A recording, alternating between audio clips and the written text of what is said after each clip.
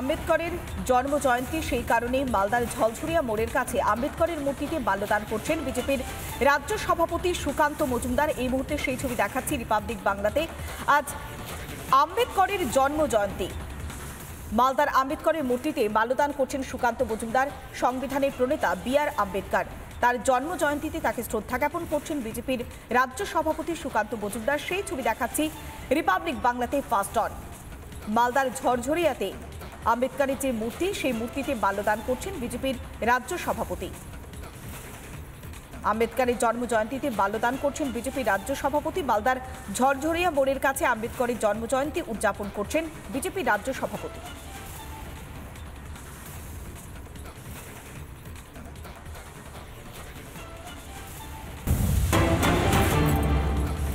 নির্মাণের 5 মাস পরে ভেসে গিয়েছিল ডুলুং সেতু। কোটি টাকায় নির্মিত সেতু ভেসেছে নদীর জলে। নিম্নমানের সামগ্রী দিয়ে সেতু তৈরির অভিযোগ। দীর্ঘ 5 বছর ধরে অকেজো অবস্থায় পড়ে রয়েছে সেই সেতু। চরম ভোগান্তির শিকার হচ্ছেন স্থানীয়রা। দেখুন সেই ছবি। সেতু তৈরি হয়েছিল কোটি টাকা ব্যয় করে, কিন্তু সেই সেতু মাঝ রাস্তায় ভেঙে পড়ে। আর তারপরে 5 বছর অতিক্রান্ত হয়ে যাওয়ার পরেও এখনো পর্যন্ত সেতু সংস্কার হলো না। বিপাকে পড়ছেন সাধারণ মানুষ। বারবার প্রশাসনের দরজায় কড়া নাড়ানো হয়েছে, কিন্তু তারপরেও পরিস্থিতির কোনো পরিবর্তন হচ্ছে না। দেখুন আমাদের প্রতিনিধি রবীন্দ্রনাথের তুলে ধরা প্রতিবেদন। সাঁকরাইল ব্লকের সোনাখুলি ঘাট, এই সোনাখুলি ঘাটের যে অবস্থা, সেই অবস্থা আপনারা দেখতেই পাচ্ছেন যে সোনাখুলি ঘাটের যে সেতু ছিল, সেই সেতু দীর্ঘদিন আগেই ভেঙে রয়েছে।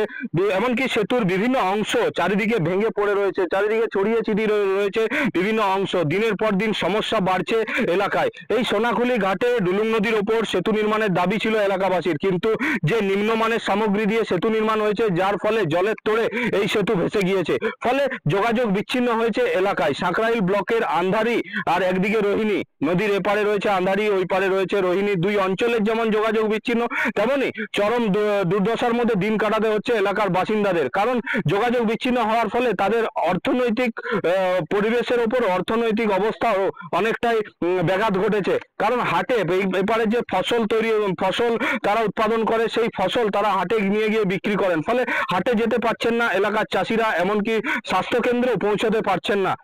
ঘুরপথ দিয়ে যেতে হয়, যাতে সমস্যা বাড়ে, এমনকি অনেকটাই সময় লাগে। ফলে দিনের পর দিন চরম সমস্যার মধ্যে দিন কাটাচ্ছেন এলাকার বাসিন্দারা। কবে এই এলাকায় সেতু নির্মাণ হবে সেদিকেই তাকিয়ে রয়েছেন। এমনকি এই এলাকায় একটি স্থায়ী সেতু নির্মাণ করে দেওয়া হোক প্রশাসনের তরফে, সেদিকেই তাকিয়ে রয়েছেন এলাকার বাসিন্দারা। পারলে নদী আরো বিপজ্জনক হয়ে ওঠে, ফলে চরম সমস্যার মধ্যে পড়েন এলাকার বাসিন্দারা। ঝাড়গ্রাম থেকে রবীন্দ্রনাথ মাইতি, রিপাবলিক বাংলা। আমাদের প্রতিনিধি রবীন্দ্রনাথের তুলে ধরা প্রতিবেদন। স্থানীয় বাসিন্দারা একের পর এক অভিযোগ করছেন, বছর কাটছে, দিন কাটছে, কিন্তু এখনো পর্যন্ত অবস্থার কোনো পরিবর্তন হচ্ছে না। কি তাদের অভিযোগ, শুনুন একবার। খুব নিম্নমানের কাজ হয়েছে, যার জন্য 6 মাসের মধ্যে ভেঙে যায়। হ্যাঁ, স্থানীয় প্রশাসনকে জানানো সত্ত্বেও কোনো স্টেপ নেয়নি। এখানে স্কুল আছে, স্কুলের ছেলে মেয়েগুলো আসতে পারছে না ঠিক মতো, জল বেড়ে গেলে আসতে পারছে না। কাজ ঠিক হয়নি যা বোঝা যাচ্ছে। তো পাথর টাথরগুলো ঠিক দেওয়া হয়নি এবং ঠিক মতো পজিশনে সে ব্রিজ করা হয়নি। লম্বা করে ব্রিজ করা হয়েছিল, তাতে সব ভেঙে নিয়ে চলে গেছে। এমন জায়গায় আমরা বসবাস করে আছি যে আমাদের যাতায়াতের প্রচুর অসুবিধা। আমরা কিভাবে সেখান থেকে ফসল নিয়ে আসবো? এখান থেকে বর্তমান ফসল নিয়ে আসি আমরা 20, 25, 30 কিলোমিটার রাস্তা ট্রাক্টর করে ঘুরিয়ে নিয়ে আসতে হয়।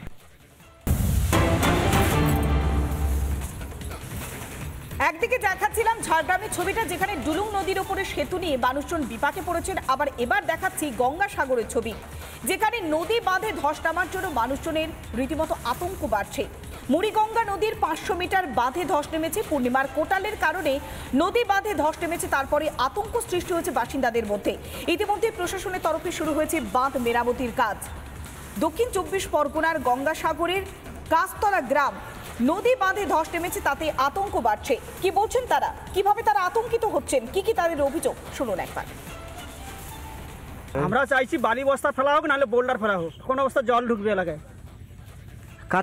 কাজ আরম্ভ হয়েছে ডেজার জিসিবি দিয়ে। পূর্ণিমা তো রয়েছে, পূর্ণিমা চলে গেছে, মোড়া পড়ে গেছে, যদি জল পিছুলি জল বাড়া টিকা নির্ভরতাই বলেছে উপরে। তাই এইটাই যদি না মেরামত করে, প্রত্যেকটা বছর বলা হয় যে বোল্টার ফেলবার জন্য, বোল্টার না ফেলে তালি দিয়ে চলে যাচ্ছে। এইটাই কি সম্ভব? এইটা তো করলে হবে না। জল ঢুকে বাড়িঘর ডুবতে পারে, তার জন্য এখনও সহসা ঠেকানোর জন্য কাজ চালু হয়েছে, কিন্তু আটকাতে পারবো কিনা বলতে পারছি না।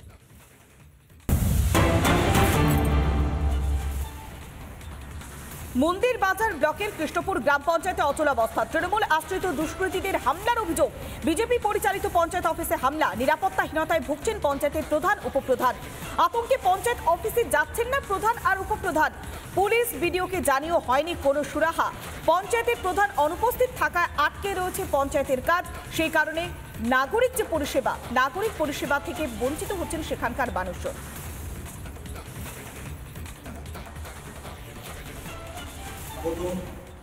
যখন জিতি 19টা টোটাল আমাদের মেম্বার, আমরা তার মধ্যে 10টা হচ্ছে কি আমরা বিজেপির মেসেজ পাই, তার সত্ত্বেও একটা নির্দল আমাদের সঙ্গে থাকে। এবার শাসক দলের সেই পরিস্থিতিতে শাসক দলের চাপে একজন মেম্বারও ওদের সঙ্গে চলে যাওয়ার সঙ্গে তারপরে ওখানে আমাদের পঞ্চায়েতে ঢুকতে প্রচুর বাধার সৃষ্টি করে। এবারে আমরা আইনিভাবে বলেছিলাম যে 2.5 বছর বাদে অনাস্থা আছে, অনাস্থা 2.5 বছর হলে তখন দেখা যাবে, কিন্তু সেই পরিস্থিতিতে তারা কিন্তু শাসক দল তারা ভোটকে কেড়ে নিতে চাইছে।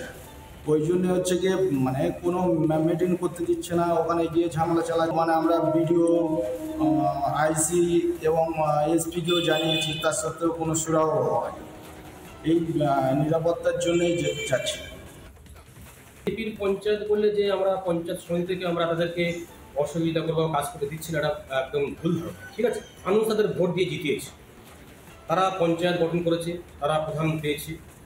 সেখানে তাদের মধ্যে যদি কোনো মেম্বারদের মধ্যে প্রধানের সঙ্গে যদি দ্বৈরথ থাকে, দ্বিমত থাকে, টাকা নিয়ে ভাগাভাগি, উন্নয়ন নিয়ে ভাগাভাগি, দিন রাত মারামারি, দেখছি তো সারা রাজ্যে বিজেপির মধ্যে গোষ্ঠী কোন্দল হচ্ছে। ঠিক তেমনি করে কৃষ্ণপুর গ্রাম পঞ্চায়েত তেমনি ঠিক নিজেদের মধ্যে গোষ্ঠী কোন্দল, প্রতিনিয়ত মারামারি, পঞ্চায়েতের মধ্যে নিজেদের মধ্যে ভাগাভাগি নিয়ে গণ্ডগোল হচ্ছে, হয়ে নিজেরাই বিপর্যস্ত হয়ে পড়ছে।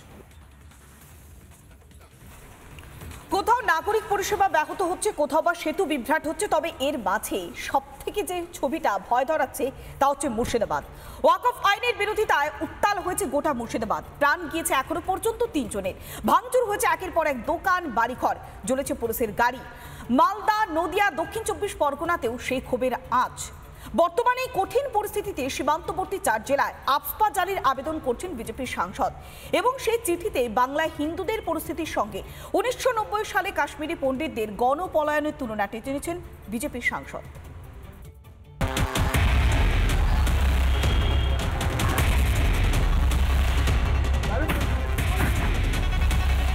মুর্শিদাবাদে ব্যর্থ পুলিশ, বিপদের সময় গা ঢাকা দিয়ে বসেছিলেন আধিকারিকরা, তাই বিগড়েছে পরিস্থিতি। তাই এবার মুর্শিদাবাদ সহ 3 জেলায় সশস্ত্র বাহিনী বিশেষ ক্ষমতা আইন আফস্পার প্রয়োগ চেয়ে কেন্দ্র স্বরাষ্ট্রমন্ত্রী অমিত শাহকে চিঠি দিলেন বিজেপি সাংসদ জ্যোতির্ময় সিং মাহাতো।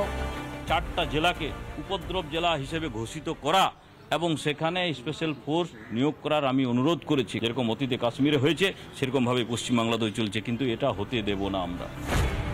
সশস্ত্র বাহিনী বিশেষ ক্ষমতা আইন 1958 থেকে এই আইন কার্যকর। আইন শৃঙ্খলা ফেরাতে ব্যবহার। সশস্ত্র বাহিনীকে বিশেষ ক্ষমতা, তল্লাশি ওয়ারেন্ট ছাড়াই গ্রেপ্তার, পরিস্থিতি বুঝে গুলি চালানোর ক্ষমতা, অস্ত্র গোলাবারুদের ভান্ডার ধ্বংসের ক্ষমতা, সন্ত্রাস আইন শৃঙ্খলা বিঘ্নিত হলে ব্যবহার, অশান্ত এলাকা ঘোষণার পরে আইন কার্যকর। এই আইনের প্রয়োগ করতে পারে একমাত্র কেন্দ্রীয় সরকার। যদি রাজ্য সরকার চায় তাহলেও তারাও আবেদন করতে পারেন কেন্দ্রের কাছে। শুধুমাত্র এটাকে ল অ্যান্ড অর্ডার হিসেবে দেখলে আমার মনে হয় ভুল হবে। এটা ল অ্যান্ড অর্ডার নয় শুধু, এটা ভারত বিরোধী চক্র, ইন্টারন্যাশনাল যোগ আছে, এবং এই যে গোটা পৃথিবীতে জিহাদ করার নামে যারা কাজ করে তাদের এর মধ্যে যোগ আছে। মুর্শিদাবাদে কেন্দ্রের হস্তক্ষেপ চেয়ে অমিত শাহকে চিঠি দিয়েছেন বিজেপি সাংসদ জগন্নাথ সরকার। একটি সংগঠনকে ওয়াকফ নিয়ে প্রতিবাদের অনুমতি বাতিল করতে বলে মুখ্যমন্ত্রীকে চিঠি বিজেপি সাংসদ রাজু বিস্তার। কেন্দ্র সরকার যখন পিএফআইকে, পপুলার ফ্রন্ট অফ ইন্ডিয়াকে যখন নিষিদ্ধ করেছিল, তখন মমতা বন্দ্যোপাধ্যায় কেন পিএফআই এর একজন নেতাকেও গ্রেপ্তার করেনি? বাংলা থেকে একজন নেতা গ্রেপ্তার হয়েছিল, সেও আউট অফ স্টেটে। মমতা বন্দ্যোপাধ্যায় তাদেরকে স্যাংচুয়ারিতে রেখেছে। মুর্শিদাবাদে দফায় দফায় হামলা, বাড়ি ছেড়ে মালদা এবং অন্যত্র আশ্রয়ে ধুলিয়ান শামশেরগঞ্জবাসীর। দুষ্কৃতীদের একাংশ ধরা পড়লেও এখনো অধরা অনেকেই। এরা আসল কথা দেশদ্রোহী, আর এই দেশদ্রোহীরা এই দেশকে ভাঙতে, টুকরো করতে, এই দেশে অশান্তি লাগাতে, দাঙ্গা লাগাতে কোনো জুড়ি নেই। মুর্শিদাবাদ জুড়ে ওয়াকফ আইনের প্রতিবাদের নামে চক্রান্ত চালাচ্ছে দুষ্কৃতীরা। প্রথম দিন থেকে আজ পর্যন্ত সক্রিয়তা লক্ষ্য করা যায়নি পুলিশের। কার নির্দেশে এই অসহযোগিতা? রিপাবলিক বাংলা। নানা ধরনের কন্টেন্ট দেখার জন্য লাইক করুন, শেয়ার করুন আমাদের ফেসবুক পেজ, সাবস্ক্রাইব করুন আমাদের ইউটিউব চ্যানেল। পাশাপাশি অন্যান্য ব্রেকিং নিউজের জন্য অবশ্যই চোখ রাখুন রিপাবলিক বাংলায়।